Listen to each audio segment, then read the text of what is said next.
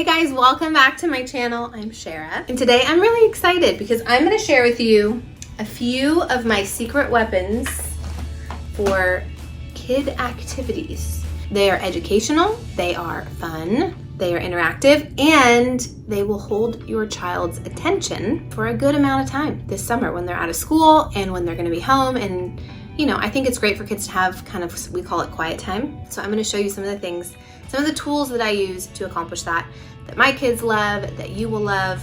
And then also just a kind of disclaimer, my oldest is 4.5, so that's kind of what this age range, what this is geared towards. I'm going to show you guys some products that I love, like puzzles and interactive toys and things that we use.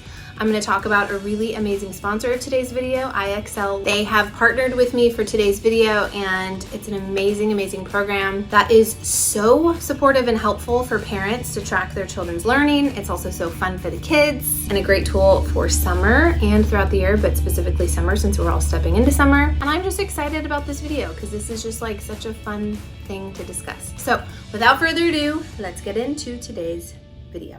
So I think the key with what I like to focus on is teaching like the ground rules of how to focus in on something, kind of the basics of letters. I want it to be really fun. I want it to be something I can track, something that he can do by himself that's like a little bit of independence.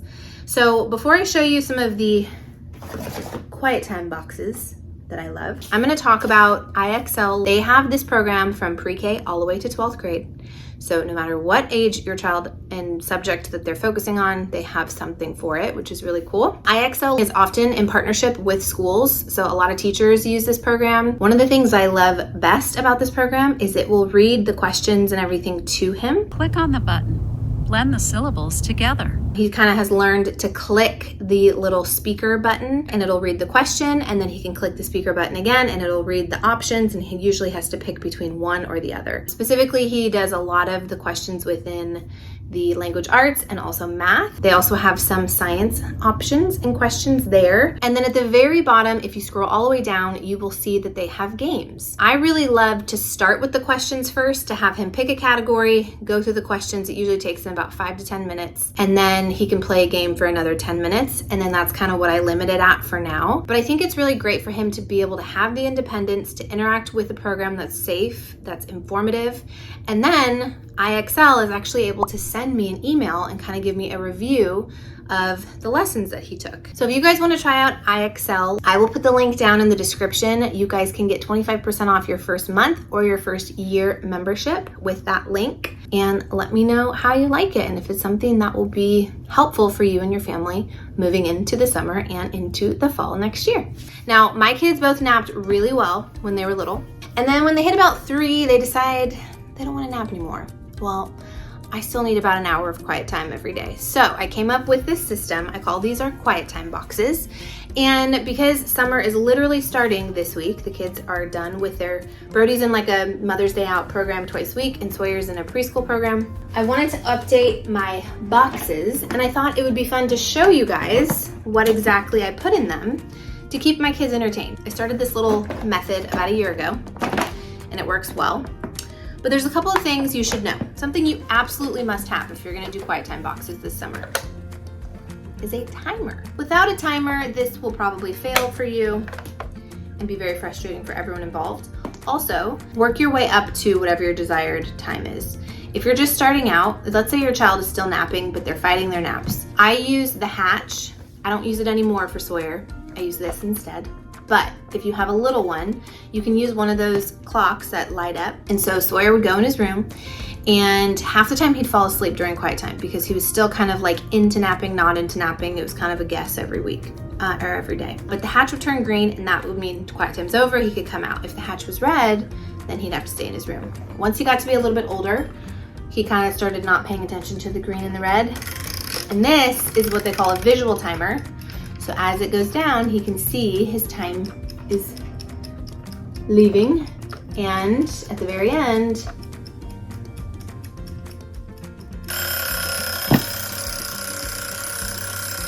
it goes off. And as long as I keep some fun, interactive things in there that he likes, he stays in there. So If you try this out, I think normally, at least in my experience, it worked really well in the beginning, and then about a couple months in, he got burnt out because I didn't change the boxes and whatever. So just keep that in mind to change your boxes like, I don't know, every 2 months or so, or add new fun things to them. He gets to come in and pick a box, and they all have different components in it. And the main things that I like to include is some sort of puzzle. Sawyer loves puzzles. Some sort of coloring activity, some sort of fidget toy, and some sort of book. All of those are usually included in all of the different bins. So I have a couple bonus options that I like to partner in with each of the boxes. If I can tell that he's kind of getting sick and tired of one of these boxes and he needs something exciting to level it up, I will put a little bonus item in there with it. But the bonus items don't usually fit in these boxes. So I give him a box and a bonus item on top, and I'll show you what those are in a little bit. Okay, so let's start with this first box. I have a bag of crayons. Now this is a very unnecessary amount of crayons to give them, but this was just easy to grab and throw in here. Plus he feels like he has lots of colors, even though it's like the same 5 colors repeated. A coloring book that he got from his Easter basket. Here are really great if you have young kids. This is a great way to start with art. If they are under 4, I would not do any sort of coloring pencils or coloring crayons. I would only do the Magic Water Wow or those Magic, I had a Magic paint palette that I can't find, but I'll link it. But these are great because they literally are just water, and then the picture appears. So I have a bunch of different ones here. This one's like a sailboat one. So this would be my art option. This is my fidget option. So this, I can open it, is great because it is magnetic and it has all these different scenes in it. So there's a policeman scene. This one over here, which you can't see, is like a firefighter scene, a building, and you can build out the firefighter man with all of his accessories. On the front, it's like a space astronaut scene. And on the back, it's kind of like a knight and a dragon scene. So there's 4 different characters with all the accessories, and they can build out a little scene within it. This thing is great for travel too because it's magnetic, so you don't have little pieces falling all over the car or the airplane. Now these puzzles, I debated taking out because he's kind of grown out of these, but if you have someone if your child's 3 or 4, early 4, or just not experienced in puzzles, these are really great because they're chunky, they're pretty obvious how to build them, they're still a little challenging in the beginning, but it comes in a package of like 6 of them, so you have your construction truck, a train, a boat, and then lastly, I can't find the rest of these. I think they're in my purse. I often keep these in my purse with me on the go, but Sawyer used to not be able to do these by himself, and so that's why they were always in my bag because it was great for restaurants. But now he can do them on his own, so I decided to put a couple of these in his box. But they're great. So they're numbers, and then they turn into robots. So you can kind of like turn them around, pull the eyes out somehow. So anyway, all these numbers turn into robots, so they can turn them back from a number to a robot. And it's a really fun little fidget toy. So I'm showing you these because I also want to give you guys good examples of what to get. So obviously we have a puzzle. The Ravensburger puzzles are really great. They're actually my favorite puzzles, but then they make them for kids so you can see the age that it recommends. Sawyer loves this one. It's perfectly advanced for his age. It's still challenging or engaging, but it's easy. And I think the 60 piece is really good for 4-year-olds. This is a new toy to us. This is something they have to earn. Sawyer now knows he has to clean this up because this thing can become an absolute mess. Just warning you. But it comes with this little board that has letters and numbers on the different axes. And it comes with a book. Now this is 5+. So this is a pretty big challenge for him in terms of like, let me show you a picture. Okay, so this will show you like how to make a heart, where to put all the different colored ones, how to make a little alien, how to make a stoplight or a hamburger, so they can pick a picture, a penguin, and then they have to try to follow and like line up where to put each of these little colored dots. So these are like little foam dots, but they do make a mess if they get poured out. So you have to kind of know if you can trust your kid to pick it up, because what you don't want is to make a giant mess and have them destroy whatever room they're in on their own. And we have a giant 99-cent store dinosaur coloring book that he can color in. And that's box number 2. Box number 3, we have stamps. Now, again, I would not give your child a stamp unless they're old enough to understand not to stamp up your floors, your walls, yada, yada, yada. So I get these little books, drawing pads from the 99-cent store because they're 99 cents. And my child goes through drawings very quickly. This will give the outline of the dinosaur. You stamp it and it gives whatever color outline, and then they can color it in with pencils that you include. I don't give Sawyer markers because I still don't trust him yet with them. We're on crayons and pencil because I can get that off of my walls. This is a sticker book, kind of a paint by number book. So they just find the stickers, they line up the number, and sometimes he needs my help on this, but usually he can line up, he can associate. He doesn't know the number 25 really, but he sees 25 and then can match it. And then these puzzles are great. These are like mommy, baby whale, and mommy whale, or like baby and what they grow into animal. So they have ocean. This comes in a set. You have farm animals, and then you have zoo animals. And he loves these. Now here's a great example of a book that's perfect for a non-reader because it's sound related. So he can go and look at this book and see the words, find pictures that line up with whatever car he's looking at, push the button and see that it makes that sound. Box number 4, we have another Water Wow. This is the Jesus edition. No mess cleanup. You just fill this little pen up with water for those of you that aren't familiar, and then you can color with it just on that book. Here is the fidget toy. So these will end up strung around the whole room. These are great for bringing with you when you're traveling, or if you just want to throw a couple in your bag. They can suction them together, put them on the window, make a shape out of it, all kinds of things. Here is a really easy fireman puzzle that he's had. This one he's kind of almost aging out of, but he loves it. He could do it really easy. And then this one's fun because it's like 6 puzzles in one. So you have this board, and then you line up, you have to figure out where the pieces line up. And then the background is what tells you which puzzle it goes in. So like that background is yellow. So you have to find all the ones that are yellow, and they're all 2-sided. So these all kind of go together, and then on the back of it, it'll show you the picture of the 6 different puzzles that it gives you. And last but not least, the book for this box, these Usborne books are great because, especially the big book of whatever, we have trains, we have trucks, but they're great because they are flap books, so they expand and open. They're really beautiful pictures. He does want to read these with us often, but they are fun for him to look at by himself, and then he usually brings them out and says, "Can you read it to me?" So that is box number 4. Box 5, here's another one of those Usborne books. This is the big book of trucks. His fidget toy are these are really fun. They learn how to like thread the needle. So it's a worm and an apple, and you can thread it, unthread it, and learn how to untangle it, and then kind of, I tell him to try to get them into like each hole.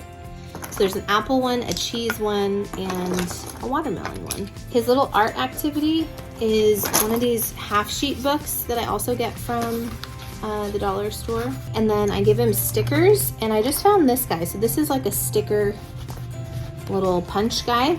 You load the stickers up in the bottom, and then he can stick it. Now what's nice about these is somehow, I don't know how they work because they're not sticky and they're removable. So, I mean, they're a little sticky, but like he has put these all over the wood floor and I can get them off really easy. So this one is the construction set. And then there's also a refill package that is dinosaurs, and they have a bunch of different ones. And then these, I usually don't put this many puzzles in one, but he has mixed these all together. So they're all kind of messed up. I need to go through and organize, or maybe have him try to organize them. But these puzzles are great because they have a picture, so it's a board, and then the picture goes with it. And as they're learning to do puzzles, they can line up the pieces to the picture, or he could take the picture off and do it without, which he's also done. But they're great little scenes. There's like a digger one, a farm one, train one, an airport one. So that will keep him very busy for a long time. So there's lots to do in this box. Okay, last but not least, box number 6. We have our book, which is a peekaboo book.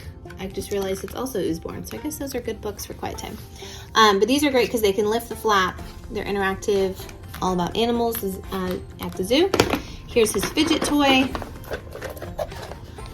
I have big ones of these and they got lost somewhere. I need to find out where they are. But the big ones are great for really little kids because they can't swallow them. And then these little ones are great because they can build a formation or something on this board. This is one of those Love Every puzzles, and of course can't find one of them. It's somewhere around here. But once they start learning the alphabet, this is great. It's like little lucite pieces, but they have like an indentation, so that's how they know what's the front. And it helps them line up their alphabet and learn how to see where everything goes. So he loves this puzzle. I have some color pencils. Sawyer loves to draw, so just giving him a pad of paper and color pencils is honestly a win. Again, I don't give markers, I give color pencils or I give crayons, and I get these books at the dollar store.